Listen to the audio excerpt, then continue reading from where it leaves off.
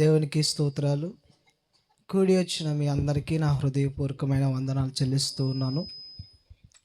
ఈ యొక్క రాత్రికాల సమయంలో మన వాక్య ధ్యానార్థమై ఈ యొక్క ఉపవాస ప్రార్థనలో ఏషియా గ్రంథాన్ని 6వ అధ్యాయం 2వ వాక్యాన్ని చదువుకొని మనం వాక్యాన్ని ధ్యానం చేసుకుందాం. ఒక్కొక్కరికి 6 రెక్కలు ఉండెను. ప్రతివాడు 2 రెక్కలతో తన ముఖమును రెండిటితో కాళ్ళను కప్పుకొనుచు. ఆమేన్, హల్లెలూయా. ఇక్కడ మనం చూసినట్లయితే యెషయా ఒక దర్శనంలో దేవదూతలను చూస్తూ ఉన్నాడు. దేవదూతలను చూస్తూ ఉన్నప్పుడు వారికి ఒక్కొక్కరికి ఎన్ని రెక్కలు ఉన్నాయి? 6 రెక్కలు ఉన్నట్లుగా మనం చూస్తూ ఉన్నాం. 2 రెక్కలతో ఏం చేస్తున్నారు? ముఖమును కప్పుకొనుచు ఉన్నారు. 2 రెక్కలతోటి తన కాళ్ళను కప్పుకొనుచు ఉన్నారు. 2 రెక్కలతో ఏం చేస్తున్నారు? తన దేవుణ్ణి స్తుతిస్తూ ఉన్నారు. అయితే తన 2 రెక్కలతోటి దేవుణ్ణి ముఖమును కప్పుకోవటం అంటే ఏమిటి? 2 రెక్కలతోటి కాళ్ళను కప్పుకోవటం అంటే ఏంటి? 2 రెక్కలతోటి దేవుణ్ణి స్తుతించటం అంటే ఏంటి? ఎలాగ స్తుతించాలి అనేది మనము ఈ రాత్రికాల సమయంలో నేర్చుకోబోతూ ఉన్నాం. 2 రెక్కలతోటి తన ముఖమును ఎందుకు కప్పుకొనుచు ఉన్నారు? మొదటిగా తన 2 రెక్కలతోటి ముఖమును ఎందుకు కప్పుకోవాల్సి వచ్చింది అనేది మనం చూసినట్లయితే, ముఖమును కప్పుకొనుట అనగా అర్థం ఏంటి? కీర్తనల గ్రంథం 44వ అధ్యాయము 16వ వచనం.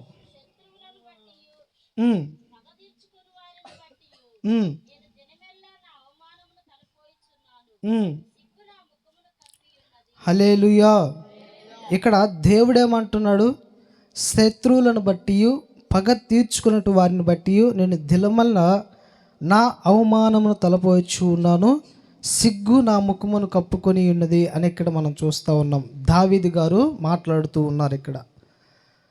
ఇక్కడ దేవుడు ఏం చేస్తూ ఉన్నాడంటే తనకి సిగ్గు కలుగు చేసినట్లుగా మనం చూస్తూ ఉన్నాం.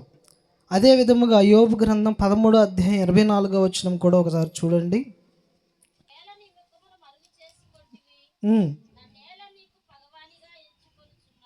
ఆమేన్, హల్లెలూయా. ఇక్కడ మనం చూసినట్లయితే 2 వాక్యాల్లో కూడా ఎందుకు నీ ముఖమును కప్పుకొనుచు ఉన్నావు, నన్ను ఎందుకు పగవానిగా చేసి ఉన్నావు అనేది ఇక్కడ మనం చూస్తూ ఉన్నాం. ఈ 2 వాక్యాల్లో చూస్తే సిగ్గు అనేది కలుగుచూ ఉన్నట్లుగా మనం చూస్తూ ఉన్నాం. ఈ రాత్రికాల సమయంలో 2 రెక్కలతోటి ముఖమును ఎందుకు కప్పుకొనుచు ఉన్నారంటే, పాపము ద్వారా దేవునికి శత్రువులుగా మార్చబడ్డారు. దాని తర్వాత ముఖమును కప్పుకోవటము అనగానే ఏంటంటే దేవునికి శత్రువులుగా మార్చబడటం ద్వారా దేవుణ్ణి చూడలేక వారు సిగ్గుతో తన యొక్క ముఖమును కప్పుకొనుచు ఉన్నారని మనం చూస్తూ ఉన్నాం. నీ జీవితంలో నీవు కూడా ఏ విషయంలో నీ ముఖమును కప్పుకొనుచు ఉన్నావు? నీ ముఖమును దేవునికి చూపించలేకపోతూ ఉన్నావు. చాలామంది కూడా ఈ లోకానుసారంగా మనం చూస్తే ఎవరి మీదైనా శత్రుత్వం ఉన్నట్లయితే వారు ఏం చేస్తారు? తన యొక్క ముఖమును చాటేసి వెళ్ళిపోతూ ఉంటారు. అలాగా నీ జీవితంలో కూడా నీకు శత్రువులు ఉన్నారా అనేది నువ్వు జ్ఞాపకం చేసుకోవాలి. ఈ రాత్రికాల సమయంలో రేపటి దినమున బల్ల తీసుకోబోతూ ఉన్న నీవు నీ జీవితంలో ఎవరైనా శత్రువులుగా ఉంటే వారిని నువ్వు ప్రేమించాలి. ఈ యొక్క శత్రువులుగా ఎందుకు మార్చబడతారు? నీ జీవితంలో పాపం ఉంటే ఒక వ్యక్తిని నీ శత్రువుగా చూస్తావు, లేకపోతే దేవుని ప్రేమ కలిగి నువ్వు ఉంటావు. ఇక్కడ మనం చూసినట్లయితే ఎందుకు తన యొక్క ముఖమును కప్పుకొనుచు ఉన్నారంటే, పాపం వల్ల వారికి సిగ్గు కలిగింది కాబట్టి పాపం వల్ల దేవునికి శత్రువులుగా మార్చబడ్డారు. నీ జీవితంలో నువ్వు కూడా కొన్ని విషయాల్లో పాపం వల్ల నీకు సిగ్గు కలగటం వలన అనేకులను శత్రువులుగా చేసుకుంటూ ఉన్నావు. దేవుని ప్రేమ నీలో నిలిచి ఉండటం లేదు. హల్లెలూయా. నీ జీవితంలో నువ్వు ఈరోజు దేవుని ప్రేమను కలిగి నువ్వు దేవుని సన్నిధిలో ఉండాలి. హల్లెలూయా. ఇక్కడ పాత నిబంధన కాలంలో మనం చూసినట్లయితే మోషే గారితో దేవుడు మాట్లాడుతూ ఉన్నాడు. నువ్వు నన్ను చూచు దినమున ఏం చేయబడతావు? నిశ్చయముగా చచ్చుదువు, లేకపోతే నిశ్చయముగా మరణం అవుతావు అని ఇక్కడ మనం చూస్తూ ఉన్నాం. నిర్గమకాండం 33:20. మరియు ఆయన, నీవు నా ముఖమును చూడజాలవు, ఏ నరుడును నన్ను చూచి బ్రతకడనెను. ఆమేన్. హల్లెలూయా. దేవుడు నిశ్చయంగా చెప్తూ ఉన్నాడు, నా ముఖమును నువ్వు చూడలేవు, చూచు దినమున నిశ్చయముగా చస్తావు అంటున్నాడు. కానీ మనకి కొత్త నిబంధన సంఘమైన మనకి దేవుడు ఆయన మహిమను చూసే గొప్ప భాగ్యాన్ని మనకిచ్చి ఉన్నాడు. హల్లెలూయా.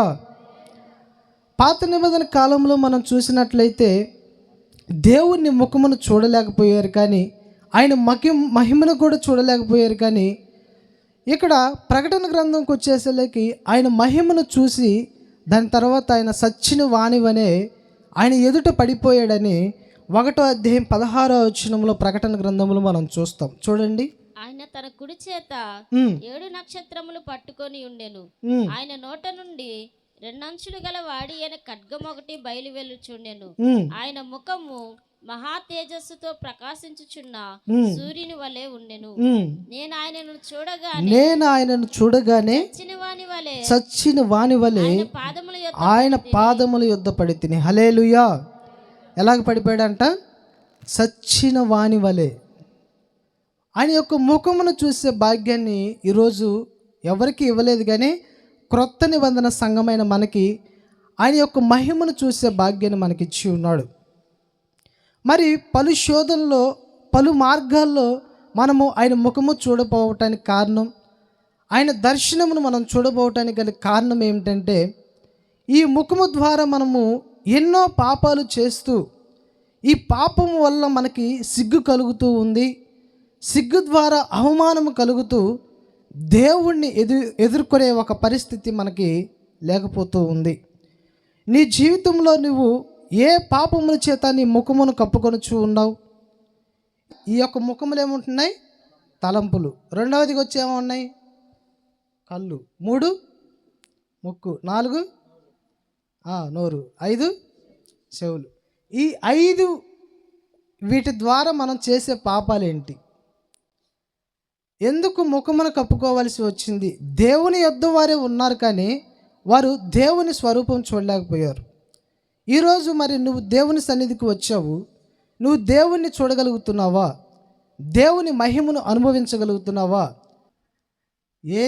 ఏలీ కుమారులు ఉన్నారు, సమూయేలు కూడా ఉన్నాడు, కానీ దేవుడిని ఎవరు చూశారు? ఆయన స్వరాన్ని ఎవరు విన్నారంటే సమూయేలు మాత్రమే విన్నాడు. ఎందుకు? ఆయన నిజాయితీగా జీవించాడు, యథార్థంగా దేవుని సన్నిధిలో నడుచుకుంటూ ఉన్నాడు. దేవుని దయలోనూ ఆయన వర్ధిల్లుచూ ఉన్నాడని దేవుని వాక్యం తెలియజేస్తూ ఉంది. మరి నీ జీవితంలో మరి నువ్వు ఎలాగ ఉన్నావు? దేవుని సన్నిధిలో దేవుని ముఖమును, ఆయన స్వరూపాన్ని, ఆయన దర్శనాన్ని, ఆయన కృపను నువ్వు ఎందుకు చూడలేకపోతూ ఉన్నావంటే, నువ్వు తలంపుల ద్వారా చేసే పాపాలు ఏంటి అనేది మనం ఆయన తలంపులు ఎలాంటివి? పరిశుద్ధమైనవి. ఆయన తలంపులు ఎలాంటివి? పవిత్రమైనవి. ఆయన ఆలోచనలన్నీ కూడా ఒక పరిశుద్ధమైనవిగా ఉంటున్నాయి. మరి ఈరోజు నీ తలంపులు ఎలాగ ఉన్నవి? నీ యొక్క ఆలోచనలు ఎలాగ ఉన్నవి? నీ యొక్క తలంపులు పరిశుద్ధంగా ఉన్నాయా? నీ ఆలోచనలు పరిశుద్ధంగా ఉన్నాయా? పవిత్రంగానే ఆలోచిస్తూ ఉన్నావా? ఒకరి మీద నువ్వు దుష్ట స్వభావం కలిగి వాణ్ణి నాశనం చేయాలి, వాణ్ణి అంతు చూడాలి అనే భావం నీలో కలుగుచూ ఉన్నదా? ఇలాంటి ఆలోచనలన్నీ కూడా, ఇలాంటి తలంపులన్నీ కూడా సాతాను తలంపులు అనేవి మీరు జ్ఞాపకం చేసుకోవాలి. ఈరోజు ఇలాంటి ఆలోచనలు, ఇలాంటి తలంపుల ద్వారా నువ్వు జీవిస్తూ ఉన్నావు కాబట్టే దేవుని యొక్క స్వరూపాన్ని, దేవుని యొక్క దర్శనాన్ని నువ్వు చూడలేకపోతూ ఉన్నావు. హల్లెలూయా. నువ్వు దేవుని దర్శనాన్ని చూడాలి అంటే, దేవుని స్వరూపాన్ని నువ్వు చూడాలి అంటే ఖచ్చితంగా నీ తలంపులు పరిశుద్ధమైనవిగా ఉండునుగాక. హల్లెలూయా. నీ తలంపులను ఈరోజు నువ్వు బాగు చేసుకొని దేవుని సన్నిధిలో బ్రతుకుదువుగాక. హల్లెలూయా. అందుకే మనం చూసినట్లయితే ఈ యొక్క తలంపుల్లో ఉన్న ఆలోచనలన్నీ కూడా మొదటిగా ఎక్కడి నుంచి బయలుదేరతాయని మనం చూస్తే, ఈ యొక్క ఆలోచనలు చెడిపోవటానికి గల కారణం, ఈ తలంపులు చెడిపోవటానికి గల కారణము ఎక్కడి నుంచి మొదలైద్దాయో మనం చూస్తే, మత్తయి సువార్త 9వ అధ్యాయము 4వ వచనం చూడండి. మీ హృదయములలో దురాలోచనలు చేయుచున్నారు. తలంపులు గ్రహించి మీరెందుకు ఆలోచనలు ఎరిగినవాడు, మన యొక్క తలంపులను ఎరిగినవాడు. నీవు అనుకోవచ్చు నీవు ఆలోచిస్తున్న ఆలోచనలు ఎవరికి తెలియదు అని. నువ్వు తలంపులన్నీ కూడా ఎవరికి తెలియదని నువ్వు అనుకుంటూ ఉన్నావు, కానీ సమస్తము ఎరిగినవాడని నువ్వు తెలుసుకోలేకపోతూ ఉన్నావు. దేవుడు మానవాళిని సృష్టించి దేవుడు ప్రతి ఆలోచనలు ఎరిగినవాడని నువ్వు గ్రహించలేకపోతూ ఉన్నావు. ఆయన నీ యొక్క ఆలోచనలు, నీ యొక్క తలంపులన్నీ కూడా ఎరిగినవాడై ఉంటున్నాడు. కాబట్టి నీ యొక్క ఆలోచనలు, నీ తలంపులు ఎలాగ ఉండాలంటే పరిశుద్ధమైనవిగా ఉండాలి. అందుకే దేవుడు ఏమంటున్నాడు ఇక్కడ, నీ ఆలోచనలు, నీ తలంపులు గ్రహించి అని మనం చూస్తూ ఉన్నాం. నీవు అనుకోవచ్చు నీ ఆలోచనలు గ్రహించేవారు ఎవరు లేరని, కానీ దేవుడు అంటూ ఉన్నాడు కదా, నీ తలంపులు నేను గ్రహించాను అంటున్నాడు. ఈరోజు మరి నీ తలంపులు ఎలాగ ఉన్నాయి, నీ యొక్క ఆలోచనలు ఎలాగ ఉన్నవి అనేది నువ్వు గమనించుకొని, అయితే ఇవన్నీ కూడా ఎక్కడి నుంచి వస్తాయంట, హృదయంలో నుంచే వస్తాయని మనం చూస్తూ ఉన్నాం. అందుకే ఈ హృదయాన్ని నువ్వేం చేయాలంటే చాలా భద్రంగా కాపాడుకోవాలి. ఈ యొక్క హృదయమును నువ్వు జాగ్రత్తగా కాపాడుకున్నట్లయితే నీ ఆలోచనలు, నీ తలంపులన్నీ కూడా ఎలాగుంటాయంటే పరిశుద్ధంగా మార్చునుగాక. దేవుడు నీ ఆలోచనలు, నీ తలంపులన్నీ కూడా పవిత్రమైనవిగా దేవుడు చేయునుగాక. మనుషుల హృదయములలో నుండి దురాలోచనలను, జారత్వములను, దొంగతనములను, నరహత్యలను, వ్యభిచారములను, లోభములను, చెడుతనములను, కృత్రిమమును, కామవికారమును, మత్సరమును, దేవదూషణయు, అహంభావమును, అవివేకమును వచ్చును. ఈ చెడ్డవన్నీ లోపల నుండి బయలు వెళ్ళి మనుష్యుని అపవిత్రపరచునని ఆయన చెప్పాను. హల్లెలూయా. ఇవన్నీ కూడా ఎక్కడి నుంచి వస్తూ ఉన్నాయి, మనుష్యుని యొక్క హృదయములో నుంచి, లోపల నుంచి బయలుదేరి వస్తూ ఉన్నాయి. ఇవి వచ్చట ద్వారా ఏంటంటే నీ ఆలోచనలు, నీ తలంపులన్నీ కూడా చెడిపోతూ ఉన్నాయి. హల్లెలూయా. నీ యొక్క ఆలోచనలు, నీ తలంపులు పరిశుద్ధమైనవిగా ఉండాలి అంటే నీ యొక్క హృదయమును నువ్వు కాచుకునే వారిగా నువ్వు ఉండాలి. నరులు ఆలోచనలన్నీ కూడా వ్యర్థం అని చెప్పేసి కీర్తన గ్రంథంలో 94వ అధ్యాయం 11వ వచనంలో మనం చూస్తాం. నరుల ఆలోచనలన్నీ కూడా వ్యర్థము అని చెప్పేసి మనం రాయబడి ఉంటుంది అక్కడ. కాబట్టి మన ఆలోచనలు ఎలాగ ఉన్నవి, మన ఆలోచనలన్నీ కూడా యెహోవాకు తెలిసే ఉన్నవని యెషయా గ్రంథం 29:15వ వచనంలో అక్కడ మనం చూస్తాం. మన ఆలోచనలన్నీ కూడా యెహోవాకు తెలియను అని చెప్పేసి మన తలంపుల ద్వారా, ఆలోచనల ద్వారా మనకి వచ్చి మన ఒక మనిషిని ఏం చేస్తాయంటే అపవిత్రపరుస్తూ ఉన్నాయి. ఈ ఆలోచనలన్నీ కూడా దేవునికి తెలుసు అని మనం చూస్తాం. నీ మీద దృష్టి ఉంచి నీకు ఆలోచన చెప్తానని చెప్పింది దేవుడు. మరి నీ మీద దృష్టి ఉంచి చూస్తూ ఉన్నాడు కదా, నీ ఆలోచనలన్నీ ఎలాగ ఉన్నవి, నీ యొక్క ఆలోచనలు పవిత్రమైనవిగానే ఉన్నవే, పరిశుద్ధమైనవిగానే ఉన్నవే. అందుకే మనం చూస్తాము కీర్తన గ్రంథం 32:8లో నీ మీద దృష్టి ఉంచి నీకు ఆలోచన చెప్పేదను అని చెప్పేసి దేవుడు చెప్తూ ఉన్నాడు. కాబట్టి నీ ఆలోచనలన్నీ కూడా దేవుని దృష్టికి విరోధముగా ఉండకూడదు, కానీ నీ యొక్క తలంపులన్నీ కూడా ఆయన దృష్టికి ప్రీతికరముగా ఉండునుగాక. హల్లెలూయా. యేసు యొక్క ఆలోచన చేత మనం నడిపించబడాలి. నరుని ఆలోచనలు నీళ్ళ వంటివి అని చెప్పేసి సామెతల గ్రంథం 20వ అధ్యాయము 5వ వచనంలో మనం చూస్తాం. ఆమేన్. హల్లెలూయా. ఇక్కడ నరుని యొక్క ఆలోచనలన్నీ కూడా ఎలాగున్నవి, నీళ్ళ వలె ఉన్నవని మనం చూస్తూ ఉన్నాం. నీళ్ళు అనగా ఈ యొక్క లోకం. ఈ లోకము ఎంత పెద్దగా అయితే ఉంటుందో, నరుని యొక్క ఆలోచనలు, తలంపులు అన్నీ కూడా ఎలాగ ఉంటున్నావంటే అంత పెద్దగా ఉంటున్నావు, అంత దేవునికి ప్రీతికరంగా కాకుండా, దేవునికి ఇష్టానుసారంగా కాకుండా, దేవునికి వ్యతిరేకముగా ఈరోజు మనిషి చేసే ఆలోచనలు, తలంపులన్నీ కూడా ఉంటూ ఉన్నాయని మనం గమనించగలుగుతూ ఉన్నాం. కాబట్టి మన జీవితంలో దేవుని చేత మనం నడిపించబడినట్లయితే, మన యొక్క ఆలోచనలన్నీ కూడా దేవునికి ఇష్టానుసారంగా మనం నడిపించబడినట్లయితే, మన యొక్క ఆలోచనలన్నీ, మన సొంత ఆలోచనలు విడిచిపెట్టి దేవుని ఆలోచన చొప్పున మనం నడిపించబడినట్లయితే, కీర్తనల గ్రంథం 73వ అధ్యాయము 24వ వచనం. నీ ఆలోచన చేత నన్ను నడిపించెదవు, తర్వాత మహిమలో నువ్వు నన్ను చేర్చుకొందువు. హల్లెలూయా. ఏమంటున్నాడు ఇక్కడ? నీ యొక్క ఆలోచన చేత నన్ను నువ్వు నడిపించెదవు, తర్వాత మహిమలో నన్ను చేర్చుకునేదు అని మనం చూస్తూ ఉన్నాం. ఈరోజు నీ యొక్క ఆలోచనలు, నీ యొక్క తలంపులను నువ్వు ప్రక్కన పెట్టి, నీ సొంత మార్గాలను నువ్వు ప్రక్కన పెట్టి దేవుని ఆలోచన చేత నువ్వు నడిపించబడినట్లయితే, ఖచ్చితంగా ఒకరోజు ఈ యొక్క ఆలోచనలు, తలంపులను పవిత్రపరిచి దేవుడు ఏం చేస్తాడంటే ఒక ఉన్నతమైన మహిమలో నిన్ను చేర్చునుగాక. హల్లెలూయా. మన యొక్క ఆలోచనలన్నీ కూడా ఎలాగ ఉండాలి? మన యొక్క ఆలోచనలు పరిశుద్ధమైనవిగా, పవిత్రమైనవిగా, ఆయన ఆలోచన చొప్పున మనము, ఆయన యొక్క తలంపుల ప్రకారంగా మనము నడిపించబడేటట్లుగా మన యొక్క ఆలోచనలు, మన తలంపులన్నీ కూడా ఉండునుగాక. రెండవదిగా మనం చూసినట్లయితే ఏంటి? కన్నులు. ఈ యొక్క కన్నుల ద్వారా మనం చేసే పాపాలేంటి అని మనం చూసినట్లయితే, కీర్తనల గ్రంథం 6వ అధ్యాయము 7వ వచనంలో మనం చూస్తే, పాపం చేయటాన్ని బట్టి ఏం జరిగిందో అక్కడ మనం చూస్తూ ఉన్నాం. చూడండి. విచారము చేత నా కన్నులు గుంటపడుచున్నవి, నాకు బాధ కలిగించు వారి చేత అవి చినికి ఉన్నవి. ఆమేన్. హల్లెలూయా. ఎందుకు ఈ కన్నులకి గుంటలు పడుచున్నవి, విచారము కలుగుచు ఉన్నది అని మనం చూస్తే, పాపం చేయటాన్ని బట్టి ఈ యొక్క కన్నులకి విచారము కలుగుచూ ఉన్నది. చూడకూడని వాడిని చూస్తూ మనము వేటినో చూస్తూ ఉన్నాం, కానీ దేవుని యొక్క వాక్యాన్ని మనం చూడలేకపోతూ ఉన్నాం. ఈరోజు దేవుడు ఒక పవిత్రమైన కన్నులు మనకు అనుగ్రహిస్తే, ఈరోజు కన్నులతో నువ్వు ఏం చూస్తూ ఉన్నావు? కన్నులతోటి నువ్వు ఈరోజు సినిమాలు చూస్తూ ఉన్నావా? ఈరోజు కన్నులతోటి నువ్వు సీరియల్స్ చూస్తూ ఉన్నావా? ఈ కన్నులతోటి నువ్వు లోకానుసారమైన క్రియలన్నీ చేస్తూ ఉన్నావా? ఈ యొక్క కన్నులతోటి నువ్వు ఎలాగ బ్రతుకుతూ ఉన్నావు? దేవుణ్ణి కూడా సాతాను వచ్చి 40 రోజులు ఉపవాసం ఉన్న తర్వాత ఏం చేసింది?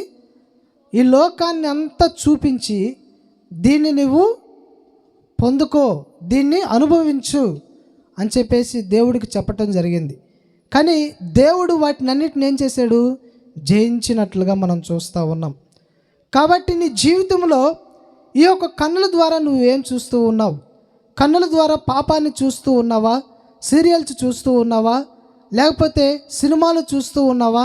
లోకానుసారమైన ఏమంటారు ప్రోగ్రామ్స్ కావచ్చు, ఇలాగా ఎన్నో ఉన్నాయి. వాటన్నిటిని నువ్వు చూస్తూ మరి కాలాన్ని గడుపుతూ ఉన్నావా? దేవుని వాక్యాన్ని చూస్తూ నీ జీవితంలో నువ్వు బ్రతుకుతూ ఉన్నావా అనేది గమనించి ఈరోజు నువ్వు కన్నులను జాగ్రత్తగా కాపాడుకుందువుగాక. హల్లెలూయా. నీ యొక్క కన్నులకి విచారం ఎందుకు కలుగుతుంది అంటే, నీ జీవితంలో నువ్వు చేస్తున్న పాపాలను బట్టి, నీ జీవితంలో నువ్వు దేవునికి విరోధముగా చేస్తూ ఉన్న కార్యాలను బట్టి నీ యొక్క కన్నులకి విచారము కలుగుతూ ఉంది. అందుకే కీర్తనల గ్రంథం 119వ అధ్యాయము 37వ వచనములో మనం చూస్తే, వ్యర్థమైన వాటిని చూడక అని అక్కడ ఒక మాట మనం చూస్తాం. వ్యర్థమైన వాటిని చూడకుండా నా కన్నులు త్రిప్పివేయుము. ఆమేన్. హల్లెలూయా. నువ్వు దేవుని సన్నిధిలో ప్రార్థన చేస్తూ ఉన్నావా? అయ్యా, నా వ్యర్థమైన వాటిని చూడకుండా నా కన్నులను జాగ్రత్తగా కాపాడుకునే కృపను నాకు ఇవ్వండి ప్రభువా అని నువ్వు దేవుని సన్నిధిలో మొరపెట్టేవానిగా ఉన్నావా? దేవుని సన్నిధిలో ప్రార్థన చేస్తూ ఉన్నావా? నా కళ్ళను పరిశుద్ధపరచండి ప్రభువా అని పండుకునే ముందు మరి ప్రార్థన చేస్తూ ఉన్నావా? యేసయ్యా, ఈరోజు మరి ఎన్నో వాటిని చూడకుండా వాటిని చూశాను, వాటన్నిటిని నా జీవితంలో తీసివేయమని ప్రార్థన చేసే వ్యక్తిగా ఉన్నావా?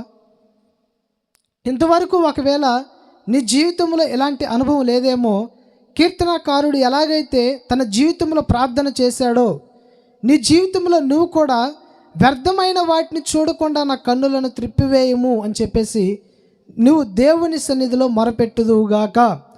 హల్లెలూయా. వ్యర్థమైన వాటిని చూడకుండా దేవుని వాక్యాన్ని నువ్వు చూడాలి. కాబట్టి నా జీవితంలో దేవుని సన్నిధిలో ఉన్న మనము రెండవదిగా మనం చేయవలసిన కార్యం ఏంటంటే, మన కన్నులను మనం పవిత్రపరుచుకొని మన యొక్క కన్నులను కాపాడుకునే వారిగా మన యొక్క జీవితంలో మనము ఉండాలి. మత్తయి సువార్త 20:34. కాబట్టి యేసు కనికరపడి వారి కన్నులు ముట్టెను, వెంటనే వారు దృష్టి పొంది ఆయన వెంట వెళ్ళెను. ఆమేన్. హల్లెలూయా. ఇక్కడ మనం చూసినట్లయితే వారి యొక్క కన్నులను ముట్టగానే వారు చూపును పొంది ఉన్నారని మనం చూస్తూ ఉన్నాం. దీని యొక్క అర్థం ఏంటంటే, ఈరోజు చాలామంది కూడా ఇలాంటి స్వభావంలోనే బ్రతుకుచూ ఉన్నారు.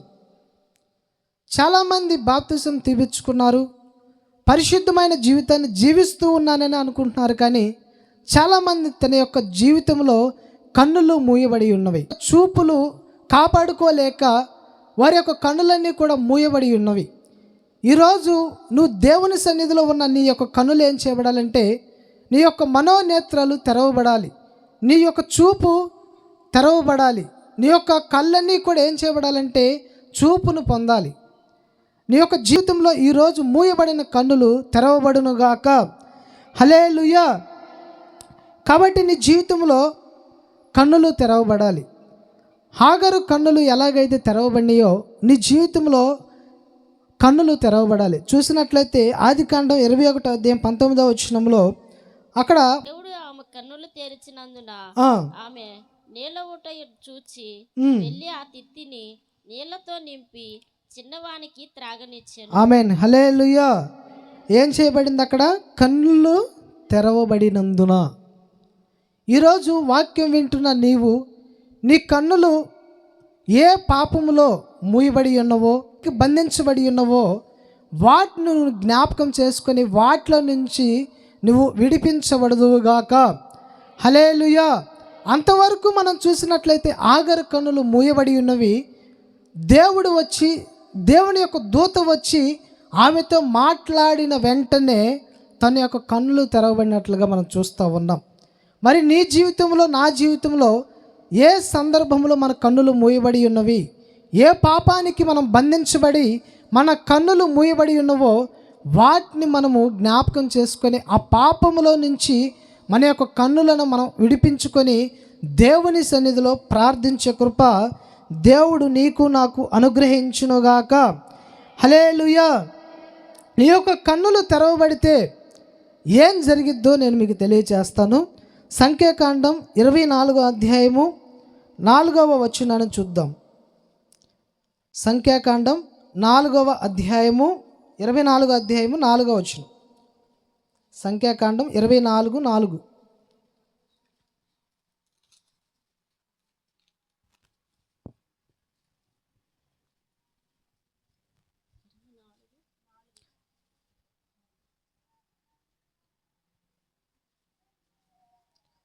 సంఖ్యాకాండం 24:4.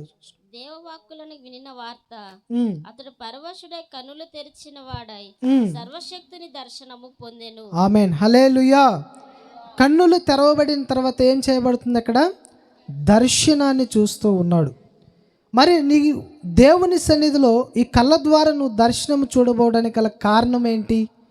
నువ్వు దేవుణ్ణి చూడకపోవడానికి గల కారణం ఏంటి అంటే, నువ్వు కళ్ళ ద్వారా చేస్తూ ఉన్న పాపాలు, నీ కళ్ళ ద్వారా నువ్వు చూసే పాపాలు, చేస్తూ ఉన్న పాపాలని బట్టి నువ్వు దేవుని సన్నిధిలో దేవుని యొక్క ముఖమును చూడలేకపోతూ ఉన్నావు, దేవుని యొక్క దర్శనాన్ని చూడలేకపోతూ ఉన్నావు, దేవుని యొక్క స్వరూపమును నువ్వు దేవుని సన్నిధిలో చూడలేకపోతూ ఉన్నావు. కాబట్టి నీ యొక్క కన్నులు తెరవబడినట్లయితే, ఇది మొదలుకొని నీ కన్నులు తెరవబడి నువ్వు దర్శనము చూచుదువుగాక. హల్లెలూయా. దర్శనాలు చూసే ఒక కృపను, కళను చూసే ఒక కృపను దేవుని సన్నిధిలో నీకు అనుగ్రహించి దేవుడు నడిపించునుగాక. హల్లెలూయా. నీ యొక్క కన్నులు తెరవబడినట్లయితే దేవుని సన్నిధిలో ఎలాగ ఉంటుందంటే దేవుని యొక్క దర్శనాలను నువ్వు చూస్తావు. కీర్తనల గ్రంథం 119 అధ్యాయము 148 వచనంలో అక్కడ వాక్యమును మనము చదవాలి అని మనం చూస్తాం. చూడండి, కీర్తన గ్రంథం 119 అధ్యాయము 148 వచనం. నీవిచ్చిన వాక్యమును నేను ధ్యానించుటకై నా కన్నులు రాత్రి జాములు కాక మునిపే తెరుచుకొందును. ఆమేన్, హల్లెలూయా. ఇక్కడ మనము వాక్యమును ధ్యానించుటకై అని మనం చూస్తూ ఉన్నాం. మనము రాత్రికాల సమయంలో కావచ్చు, మనకి ఏ సమయంలో ఖాళీ ఉన్నప్పుడల్లా కూడా ఆ సమయములల్లా కూడా మనం దేవుని వాక్యమును ధ్యానించి దేవుని వాక్యమును నువ్వు చూడగలిగినట్లయితే ఖచ్చితంగా దేవుని యొక్క దర్శనాన్ని నువ్వు చూస్తావు. కాబట్టి నువ్వు ఇంతవరకు ఒకవేళ దేవుని సన్నిధిలో వాక్యాన్ని చూడకుండా, వాక్యాన్ని చదవకుండా, వాక్యాన్ని గ్రహించకుండా, వాక్యాన్ని ధ్యానించకుండా నీ జీవితంలో ఎంతవరకు ఉన్నావేమో, ఇది మొదలుకొని నువ్వు దేవుని సన్నిధిలో వాక్యాన్ని ధ్యానించి వాక్యాన్ని చదువుకునే కృప నీకు అనుగ్రహించునుగాక. హల్లెలూయా. ఆలోచనల ద్వారా పాపం చేయటం తెలుసు, మరి తలంపుల ద్వారా చేయటం కూడా తెలుసు, కళ్ళ ద్వారా చేయటం కూడా తెలుసు. ఈ ముక్కు ద్వారా ఎలాగ చేస్తారయ్యా పాపం? అవునా కాదా? ముక్కు ద్వారా ఎలాగ చేస్తారు పాపం? దానియేలు గ్రంథం 1వ అధ్యాయము 8వ వచనం.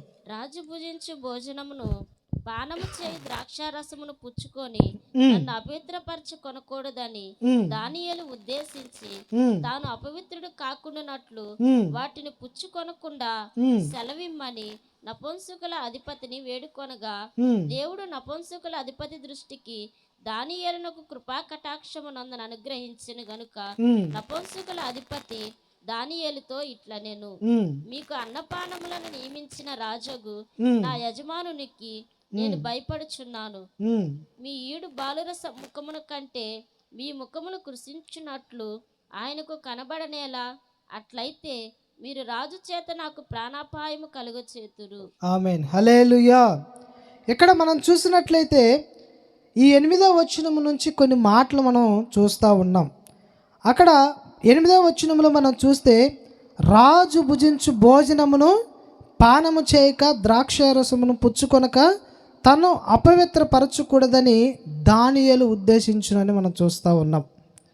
ఎలాగా అపవిత్రపరచబడతారు ఈ యొక్క ముక్కు ద్వారా అని మనం చూస్తే, ఈ యొక్క దానియేలు గ్రంథంలో మనం చూస్తే దానియేలు జీవితంలో జరిగింది. తన యొక్క నోటిని కాచుకున్నాడు, దాని తర్వాత తన యొక్క ముక్కును కాచుకున్నట్లుగా మనం చూస్తాం. ఇప్పుడు రాజు భుజించే భోజనం, రాజు భుజించే భోజనం అంటే ఎన్ని ఐటమ్స్ ఉంటాయి చెప్పండి? చాలా రకాలు ఉంటాయి. కాబట్టి రాజు భుజించే యొక్క భోజనంలో చాలా ఐటమ్స్ ఉంటాయి, చాలా కూరలు ఉంటాయి. బిర్యానీ స్మెల్ వచ్చిందంటే ఏం చేస్తాం మనం? వెళ్ళి భుజించటమే. ఇంకా వెనక ముందు ఏముండదు, ఎంత తింటామో కూడా తెలియదు, ఎంత తింటామో కూడా తెలియదు. మనకి ఇష్టం వచ్చినట్టు మనం తింటాం. మరి ఈ యొక్క దానియేలు రాజు భుజించే భోజనం నాకు వద్దయ్యా, ఆయన త్రాగే ద్రాక్షారసం నాకు వద్దు అంటున్నాడు. అంటే నీ జీవితంలో ఏం చేయాలంటే, నీ నోటిని కాచుకోవాలంటే మొదటిగా నువ్వేం చేయాలి? ముక్కుని కాచుకోవాలి. ఈ ముక్కు ద్వారానే నువ్వు పాపం చేస్తావు. పాపము చేయాలి అంటే, ఒక పాపము చేయాలి అంటే ఏం చేయబడుతుందంటే వాసన వస్తుంది. ఎందుకు వాసన వచ్చిద్దయ్యా అంటే, పాపం చేసే స్త్రీ ఎలాగైద్దంటే మంచిగా రెడీ అయ్యి, ఈరోజు చాలా విధాలుగా పాపం జరుగుతూ ఉంది. దాంట్లో మొదటిగా మనం చూస్తే రోడ్ల మీద భయంకరమైన పాపం జరుగుతూ ఉంది. ఇక్కడైతే నేను చూడలేదు, కానీ హైదరాబాద్లో అయితే చాలా విధాలుగా నేను చూస్తూ ఉన్నాను. అసలు రోడ్డు మీదే మరీ బరి తెగించి పాపం చేస్తూ ఉన్నారు. ఈ యొక్క ముక్కును కాచుకోపోవటం వల్ల వారు మంచిగా రెడీ చేసి వస్తారు, మల్లెపూలు పెట్టుకొని కావచ్చు. అలాంటి పూలన్నీ కూడా ధరించుకోవటాన్ని బట్టి ఏం చేయబడుతుందంటే వారి దగ్గర నుంచి ఒక స్మెల్ అనేది విడుదలవుతూ ఉంది. అలాగా తన యొక్క ముక్కు ద్వారా ఏం చేస్తున్నారంటే, పాపం చేసేవారు తన యొక్క స్మెల్ని గుర్తుపెట్టి ఇక్కడ స్త్రీలు ఉన్నారు, పాపం చేసే స్త్రీలు ఉన్నారని చెప్పేసి వారిని మోహించి వారి ద్వారా పాపం చేస్తూ ఉన్నారు. అదేవిధంగా ఇక్కడ ఈ యొక్క ముక్కు ద్వారా మనం ఏం చేయాలంటే, రాజు భుజించే భోజనాన్ని మనము భుజించకుండా దేవుని సన్నిధిలో మనం జాగ్రత్తగా ఉండాలి. ఏం చేస్తారంటే, విగ్రహాల దగ్గర పెట్టిన వాటిని ఏం చేస్తారు, భుజిస్తారు, భుజించమని ప్రోత్సహిస్తూ ఉంటారు. అలాంటి సందర్భాల్లో మరి నువ్వు నీ యొక్క ముక్కును కాచుకుంటూ ఉన్నావా? వారు భోజనం తెచ్చినప్పుడు కావచ్చు, ఒక ఐటెం తెచ్చినప్పుడు కావచ్చు, ఈ యొక్క ముక్కు ద్వారా నీకు స్మెల్ రాగానే మంచి సువాసన వస్తుంది, నేను వీటిని భుజించాలి, వీటిని నేను తినాలి అనే ఒక ఆశ నీలో కలుగుతూ ఉంది. అలాంటప్పుడు నీ యొక్క ముక్కును నువ్వు కాచుకొనినట్లయితే, దానియేలు ఎలాగైతే రాజు భోజనం నాకు వద్దన్నాడో, నువ్వు ఈ యొక్క రాజులు భుజించే వాటిని, అనగా ఈ లోకానుసారమైన దేవత, ఈ లోకానుసారమైన దేవత భుజించే వాటిని నువ్వు భుజించకుండా దేవుని సన్నిధిలో నువ్వు ముక్కును కాచుకుంటావో, అప్పుడు దేవుడు నీకు కృపను అనుగ్రహించి నడిపించునుగాక. హల్లెలూయా. ఈ యొక్క ముక్కును కాచుకోవటం అంటే ఏంటి? ఈ రాజు భుజించే భోజనాన్ని నువ్వు భుజించకూడదు అంటే ఏంటి? సాతానుగాడు ఈ లోకానుసారమైన రాజు అయి ఉంటున్నాడు. ఈ యొక్క దానియేలు గ్రంథంలో రాజు కూడా సాతానికి పోల్చబడుతూ ఉంది. ఈ యొక్క రాజు భుజించే భోజనం తినకూడదు అంటే, ఈ యొక్క లోకానుసారమైన విగ్రహాలకి, ఈ యొక్క పూజించే వాటికి అర్పించిన వాటిని నీ జీవితంలో నువ్వు తినకూడదు. అలాగ ఉన్నప్పుడు దేవుడు నీ జీవితంలో పాపము లేకుండా నువ్వు జీవించినప్పుడు దేవుడు ఆయన ఒక స్వరూపాన్ని చూసే ఒక భాగ్యాన్ని నీకు దేవుడు అనుగ్రహించునుగాక. హల్లెలూయా. 4వదిగా ఏమిటి? నోరు. ఈ నోటి ద్వారా మనం చేసే పాపాలు ఏంటి అనేది మనం చూసినట్లయితే, కీర్తన గ్రంథం 10వ అధ్యాయము 7వ వచనంలో మనం చూస్తే, నోరు పాపము చేత నిండి ఉన్నది అని మనం చూస్తాం. చూడండి, వారి నోరు శాపముతోను కపటముతోను వంచనతోను నిండి ఉన్నది. ఆమేన్. హల్లెలూయా. ఇక్కడ ఏం చూస్తూ ఉన్నాం మనము? వారి యొక్క నోరు పాపముతో, వంచనతోటి, కపటముతోటి, శాపముతోటి నిండి ఉన్నట్లుగా మనం చూస్తూ ఉన్నాం. మరి ఈ నోరు ఒకరిని దూషించటానికైనా, ఒకరిని నాశనము చేయటానికైనా, ఒకరిని రక్షించటానికైనా, ఒకరిని ఆశీర్వదించడానికైనా సరే, నోటి నుంచే ఆశీర్వచనము, ఒక్క నోటి నుంచే శాపవచనము వచ్చునని చెప్పేసి మనం చూస్తూ ఉన్నాం. అందుకే మనము కొంతమందితో మాట్లాడేటప్పుడు మన యొక్క నోటిని ఎలాగ చూసుకోవాలంటే, చాలా జాగ్రత్తగా చూసుకోవాలి. మన నోటి నుంచి విడుదలయ్యే మాటలు ఆ మనిషికి మరణాన్ని కలుగు చేయొచ్చు, లేకపోతే ఆశీర్వాదం కలుగు చేయవచ్చు, లేకపోతే శాపాన్ని కూడా కలుగు చేయవచ్చు. అందుకే మన నోటిని మనం చాలా జాగ్రత్తగా కాపాడుకోవాలి.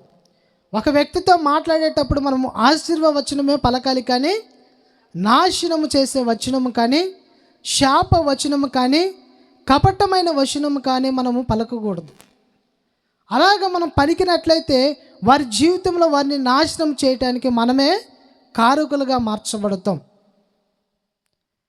ఇంకొకటి ఏంటంటే, మనం పలికే మాట వారి జీవితంలో నెరవేర్చబడటానికి వారు పాత్రులుగా ఉంటే ఆ యొక్క మాట అనేది వారి మీదకి విడుదలవుతుంది, లేకపోతే అది మనకే వచ్చింది. అందుకే మనం చాలా జాగ్రత్తగా ఉండాలి. ఒకవేళ దానికి కారకులు కాలేదు అనుకో, వారి మీదకి వెళ్ళదు, అది ఎవరి మీదకి వచ్చింది? మళ్ళీ మన మీదకే వచ్చింది.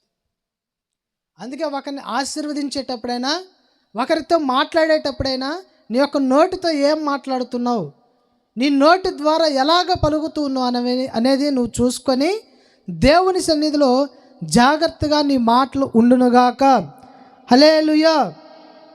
సామెతల గ్రంథం 13వ అధ్యాయము 3వ వచనంలో చూడండి, నోటిని కాచుకోకపోతే ఏమొస్తుందో అక్కడ రాయబడి ఉంది చూడండి. తన నోరు కాచుకొనువాడు తన్ను కాపాడుకొనును, ఊరుకొనుక మాటలాడువాడు తనకు నాశనము తెచ్చుకొను. ఆమేన్, హల్లెలూయా. ఏం చేయబడుతుందంట? నాశనం. ఈ యొక్క నోటి మాటను మనం కాచుకోకపోతే మన నోటి ద్వారా మనకేం చేస్తుంది? కలుగుతూ ఉంది. నాశనం అనేది మనకి వస్తూ ఉంది. కాబట్టి మన జీవితంలో మనం ఎలాగ ఉండాలంటే ఆ నాశనానికి పాత్రులుగా మనం ఉండకూడదు. దేవుని యొక్క ఆశీర్వాదానికి మనము వారసులుగా మార్చబడాలి. అందుకే 18వ అధ్యాయంలో 7వ వచనంలో కూడా ఒక మాట ఉంది చూడండి. అదే సామెతల గ్రంథం 18:7. బుద్ధిహీనుని నోరు వానికి నాశనము తెచ్చును, వాని పెదవులు వాని ప్రాణమునకు ఉరి తెచ్చును. ఆమేన్, హల్లెలూయా.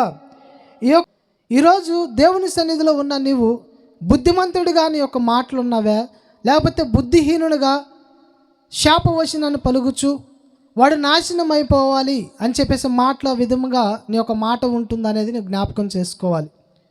నీ శత్రువు నీకు కనిపిస్తే ఏం చేస్తావు నువ్వు?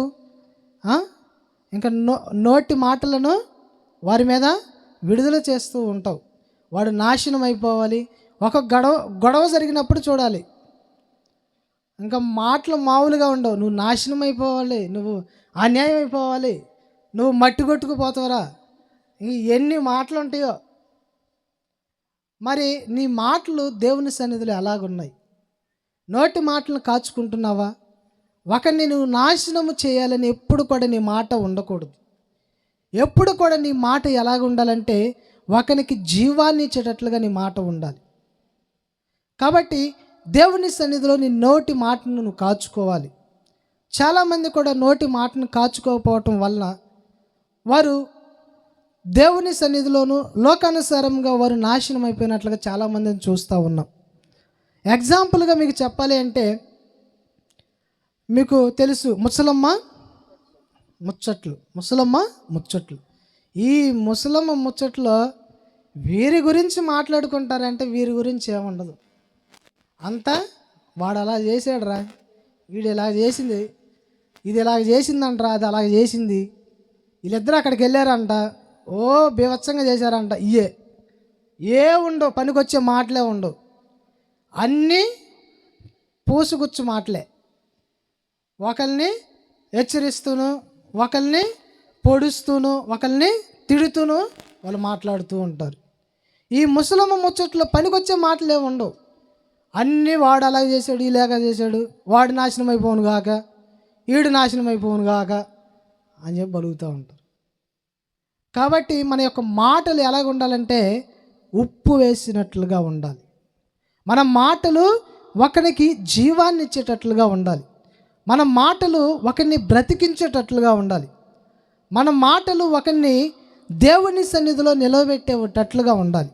ఈరోజు నీ నోటి మాటలు బట్టి ఎంతమంది దేవుని సన్నిధికి ఆగిపోయారో ఒకసారి జ్ఞాపకం చేసుకున్నావా? మన యొక్క నోటి మాటల ద్వారా చాలామంది కూడా ఆగిపోతూ ఉంటారు. ఈ నోటి మాటకి ఉన్న పవర్ అది. కాబట్టి నీ జీవితంలో దేవుని సన్నిధిలో ఉన్న నీ నోటి మాటను కాసుకొని దేవుని సన్నిధిలో యథార్థంగా నడిపించబడదు. యోబు గురించి ఒక మాట మనం చూస్తాం. 2వ అధ్యాయం 10వ వచనం చూడండి. మూర్ఖురాలు మాట్లాడినట్లు నువ్వు మాట్లాడుచున్నావు. మనము దేవుని వల్ల మేలును అనుభవించుదుమా, కీడును అనుభవించుదుమా, అనుభవింప తగదా అనెను. ఈ సంగతులలో ఏ విషయమందును యోబు తన నోటి మాటతో నైనను పాపము చేయలేదు. హల్లెలూయా. యోబు ఏం చేయలేదంట? నోటి మాటతో పాపము చేయలేదు. ఆయనకి ఒక్క రాత్రిలోనే ఏం చేయబడ్డాయి? మొత్తం సమస్తము కోల్పోయాడు. తన యొక్క పిల్లలను కోల్పోయాడు, తన యొక్క ఆస్తులను కోల్పోయాడు, తన యొక్క స్థితి మొత్తం మారిపోయింది. ఒకప్పుడు ఎలాగున్నాడు? తన దేశంలోనే ధనవంతుడు ఆయన. ఊజు దేశమందు అతడి వంటి వాడు ఒక్కడు కూడా లేడు. యథార్థతలోనైనా సరే, ఆయన యొక్క ఆస్తి విషయంలోనైనా సరే అతని వంటి వాడు ఎవ్వడు లేడు. కానీ ఒక్క రాత్రిలో ఏం చేయబడింది? ఒక స్థితి మొత్తం కూడా మారిపోయింది. అందుకే దేవుడు అంటాడు కదా, ఈ రాత్రే నీ ప్రాణం అడిగితే నువ్వు ఎవరికి ఇస్తావు ఈ ఆస్తులన్నీ కూడా అంటాడు. కాబట్టి మన యొక్క నోటి మాట ఎలా ఉండాలంటే ఉప్పు వేసినట్లుగా ఉండాలి. తన యొక్క భార్య వచ్చి దేవుణ్ణి దూషించి సావయ్యా అని చెప్పేసి అంటే మూర్ఖురాలు మాట్లాడినట్టు నువ్వు మాట్లాడకు. దేవుని యొక్క సన్నిధిలో మనము మేలును అనుభవించటమేనా, కీడును కూడా అనుభవించకూడదా అని చెప్పేసి అంటూ ఉన్నాడు. మరి నువ్వు దేవుని సన్నిధిలో మేలు అనుభవించినప్పుడే నువ్వు దేవుణ్ణి స్తుతిస్తూ ఉన్నావా? కీడును నీ యొక్క జీవితంలో వచ్చినప్పుడు నువ్వు దేవుణ్ణి స్తుతించలేక ఉన్నావా అనేది నువ్వు జ్ఞాపకం చేసుకోవాలి.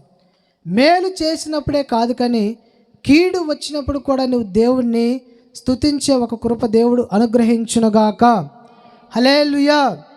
దేవుని సన్నిధిలో నీ నోటి మాట ద్వారా పాపము చేయకుండా ఎలాగైతే యోబు బ్రతికాడో అలాగ నీ జీవితంలో నోటి మాటతో పాపము చేయకుండా ఆశీర్వచనము పలికేటట్లుగానే నీ జీవితంలో నువ్వు ఉండాలి. యోబు ఎలాగైతే తన భార్యకు బుద్ధి చెప్పి నోటి మాటతో పాపం చేయకుండా దేవుని సన్నిధిలో బ్రతికాడో అలాగ మనము కూడా ఏం చేయాలంటే నోటి మాటను మనం కాచుకుంటూ దేవుని సన్నిధిలో మనం బ్రతికి ఆ యొక్క జీవితంలో మనము నోటిని కాచుకునే వారిగా మన జీవితంలో మనం ఉందుముగాక. హల్లెలూయా. కీర్తనల గ్రంథం 19:14. యెహోవా నా ఆశ్రయ దుర్గమా, నా విమోచకుడా, నా నోటి మాటలను నా హృదయ ధ్యానమును నీ దృష్టికి అంగీకారములగును గాక. ఆమేన్. హల్లెలూయా. మన యొక్క ఆలోచనలు లేకపోతే మన యొక్క తలంపులు మన యొక్క నోటి మాటలు ఎలాగ ఉండాలంట? దేవుని దృష్టికి అంగీకారముగా ఉండాలి. మరి నీ ఆలోచనలు దేవుని దృష్టికి అంగీకారముగానే ఉంటున్నాయా? నీ యొక్క ఆలోచనలు, నీ యొక్క తలంపులు, నీ నోటి మాటలు, నీ యొక్క చూపు అన్నీ కూడా దేవుని దృష్టికి నిందారహితంగానే కనబడుతూ ఉన్నాయా? యోబు ఎలాగైతే దేవుని దృష్టికి ఒక యథార్థవంతుడిగా నీతిమంతుడిగా కనిపించాడో దేవుని సన్నిధిలో నువ్వు కూడా నీతిమంతుడిగా కనిపించాలి. దేవుని సన్నిధిలో ఒక యథార్థవంతుడిగా నోటిని కాచుకునే వ్యక్తిగా నువ్వు కనిపించాలి. కీర్తన గ్రంథం 55:21 78-37 అక్కడ మనం చూస్తే నోటి మాటలు కత్తులు అని చెప్పేసి మనం చూస్తాం. కాబట్టి నీ జీవితంలో నీ యొక్క నోటి మాట ద్వారా ఎవరిని కూడా గాయపరిచే విధముగా ఉండకూడదుకోవాలి. అందుకే సామెతల గ్రంథం 12:14 నోటి మాట ద్వారా నువ్వు ఫలాన్ని పొందుతావు అని చెప్పేసి రాయబడి ఉంటుంది. కాబట్టి నీ జీవితంలో ఈ యొక్క నోటి మాటను ఎలాగ ఉంది అని చెప్పేసి నువ్వు జ్ఞాపకం చేసుకొని దేవుని సన్నిధిలో నువ్వు నడిపించబడదుగాక. నీ సామెతల గ్రంథం 8:7 మనం చూస్తే సత్యమైన మాటలు మనం పలికి జీవపు మాటలుగా మన మాటలు ఉండాలని అక్కడ మనకు తెలియజేస్తూ ఉన్నాడు. కాబట్టి మన యొక్క మాటలన్నీ కూడా ఎలాగ ఉండాలంటే సత్యమైనవిగా ఉండాలి. అసత్యమైన వాటిని చెప్పుకొనొచ్చు ముచ్చట్లు మనం చెప్పుకునే వారిగా ఉండకూడదు. హల్లెలూయా. హల్లెలూయా. ఈ యొక్క నోటి మాటలు ఎలాగ ఉండాలంటే కొద్దివిగా ఉండాలని చెప్పేసి ప్రసంగి గ్రంథం 5:2 మనం చూస్తాం. కాబట్టి మన మాటలు ఎలాగ ఉండాలంటే షార్ట్ పీరియడ్గా ఉండాలి. కాబట్టి నీ జీవితంలో నీ యొక్క నోటి మాటలు చాలా కొద్దిగా ఉండటం బట్టి నీవు నీ జీవితంలో హెచ్చించబడతావు, నీ జీవితంలో నువ్వు ఆశీర్వదించబడతావు. నీ నోటి మాటలు ఎంత కాచుకుంటే అంత మంచిది. లేకపోతే నువ్వు ఆ యొక్క ఆశీర్వచనం కాకుండా శాపవచనాన్ని నీ నోటి మాటలే నీకు ఒక ఉరిగా వచ్చి నిన్ను ఆవరిస్తాయి. కాబట్టి నీ జీవితంలో ఎలాగ మాట్లాడుతున్నావు, మాట్లాడుతున్నావు అనేది నువ్వు జ్ఞాపకం చేసుకొని దేవుని సన్నిధిలో నువ్వు నడిపించబడదుగాక. హల్లెలూయా. 5వ మాటని నేను మీకు తెలియచేసి వాక్యాన్ని ముగిస్తాను. చూడండి, 2 తిమోతి గ్రంథం 4:3-4 చూద్దాం. ముచ్చట్లు చెప్పుకోవటాన్ని బట్టి ఈ యొక్క చెవులు పాడైపోతాయి. ఈ పాపం చేయటానికి నీ జీవితంలో ప్రోత్సహించబడుతూ ఉంటావు. ఈ యొక్క నోటి మాటలు చెప్పుకోవటాన్ని బట్టి ఈ యొక్క చెవులు ఏం చేయబడతాయంటే దురద చెవులుగా మార్చబడి ఈ యొక్క మాటలు ఇంకా వినబడతాయో ఆ మాటల వైపున వెళ్ళిపోయి ఈ యొక్క చెవులు అనేవి పాడైపోతూ ఉంటాయి. మనం దేవుని సన్నిధిలో ఎలాగ ఉండాలంటే చెవిటి వారిగా మనం ఉండాలి. ఏ మాటలు పడితే ఆ మాటలు మనం వినటం బట్టి ఈ యొక్క చెవుల ద్వారా మనం పాపం చేసేవారిగా మనం ఉంటాం. ఏ మాటలు పడితే ఆ మాటలు వినటాన్ని బట్టి పాపాన్ని చేసే యొక్క స్థితిలోనికి మనం వెళ్ళిపోతూ ఉంటాం. ద్వారా మనం ఏం వింటున్నాం అనేది మనం జ్ఞాపకం చేసుకోవాలి. మన యొక్క చెవుల ద్వారా ఏది పడితే అది వింటే మనం పాపానికి గురి అవుతాం. కాబట్టి ఈ యొక్క చెవును మనం కాచుకునే వారిగా మనము ఈ యొక్క చెవుల ద్వారా మనం ఎలాగ ఉండాలంటే చెవిటి వారిగా మనం ఉండాలి. ఎవరి ఎదుట ఈ మాటలు అక్కడ మాటలు ఇక్కడ మాటలు అక్కడ చెప్పేవారు ఎదుట మనము చెవిటి వారిగా ఉండి వారు ఏం చెప్తారో వినాలి. దాని తర్వాత వాటిని వదిలేసి మనము దేవుని మాటలను బట్టి ముందుకు వెళ్తూ ఉండాలి. మార్కు సువార్త 9:25. జనులు గుంపు కూడి తమ యొద్దకు పరిగెత్తుకొని వచ్చుట యేసు చూచి, మూగవైన చెవిటి దయ్యమా, వారిని వదిలిపోమ్ము, ఇక వారిలో ప్రవేశింపవద్దు వద్దని నీకు ఆజ్ఞాపించుచున్నానని చెప్పి అపవిత్రాత్మను గద్దించాను. ఆమేన్, హల్లెలూయా. ఇక్కడ మనం చూస్తే ఏమనుంది? ఇక్కడ మూగవాణి అయిన చెవిటి దయ్యమా అని చూస్తూ ఉన్నాం. ఈరోజు దేవుని మాటలు వినకపోవటానికి గల కారణం ఏంటంటే ఒక చెవిటి దెయ్యము నిన్ను ఆవరించి ఉన్నది. దేవుని మాటలు నీ లోపలికి వెళ్ళకుండగా ఆ యొక్క మాటల్ని కప్పివేసి ఆ యొక్క మాటలన్నీ కూడా కట్టివేసి దేవుని మాటలు నీ హృదయంలోనికి వెళ్ళకుండగా నీ చెవుల్లోనికి వెళ్ళకుండగా నువ్వు దేవుని మాటలు వినాలంటే ఈ యొక్క అపవిత్రమైన దెయ్యాన్ని ఈ యొక్క చెవిటి దెయ్యాన్ని నువ్వు ఈరోజు దేవుని సన్నిధిలో నువ్వు తొలగించుకుందుగాక. హల్లెలూయా.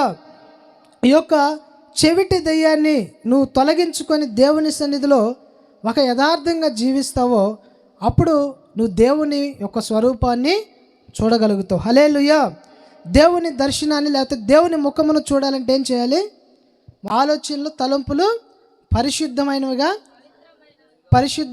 పవిత్రమైనవిగా మార్చబడాలి. రెండవదిగా పడాలి. మూడవదిగా ముక్కు పరిశుద్ధంగా మార్చబడాలి. నాలుగవది నోటి మాటలు పరిశుద్ధమైనవిగా ఆశీర్వాద వచనముగా మనము ఉండాలి. ఐదవది చెవుల ద్వారా మనం ఏ వింటున్నామో చెవిటి వారిగా మనం ఒకవేళ దేవుని సన్నిధిలో ఉంటే దేవుని యొక్క మాటలు మన హృదయంలోనికి వెళ్ళకపోతే వీటిని మనం తొలగించుకొని దేవుని సన్నిధిలో ఉంటే దేవుని ముఖాన్ని నువ్వు చూచుదువుగాక.